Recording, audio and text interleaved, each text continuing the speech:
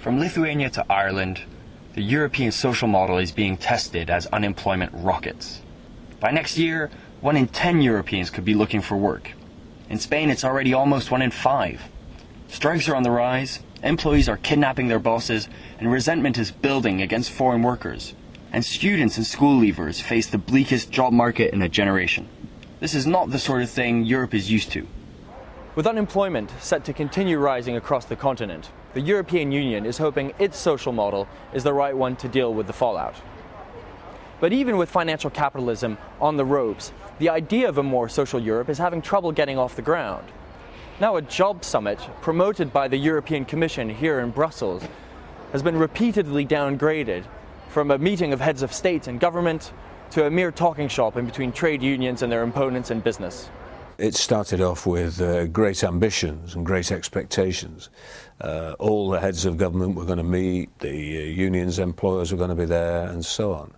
Anyway, that got knocked pretty firmly on the head by the Council of Ministers, particularly the Prime Ministers and Presidents didn't want to come to that. And it certainly conveyed the feeling on the union side that this was a downgrading of unemployment generally. It wasn't important enough to have a special meeting about it and so on. The European Commission knows that the job summit on May 7th can't work miracles, and its aim is to focus on keeping people in work using EU-wide social funds and supporting the young jobless in particular. But it knows that much is going to rely on how the economy does, so its focus now is on the economic recovery and getting leaders involved. Le format diplomatique a changé. The diplomatic format might have changed, but not the level of ambition. And actually this new format has allowed us to go more in depth in various issues. The Job Summit should be seen as a stage towards the next step, which will be the June European Council, where all the leaders will be present. Commissioner Spidla sees a real threat of growing unrest. The unions agree. One painful example, the increasing resentment against foreign workers as seen at Total's UK Lindsey refinery. John Monks believes solving problems like this requires EU-wide social regulations, not state by state, and that because of the financial crisis, there is now the appetite for a more social Europe. What we've seen in the last year is that welfare states are absolutely essential, that public services are a relatively stable part of the economy, and that people are looking at unions and collective bargaining for some shelter from the storms of the economic crisis. So, yeah, unions are bouncing back, and I think social Europe's bouncing back as a concept, more fashionable than it's been for a long time.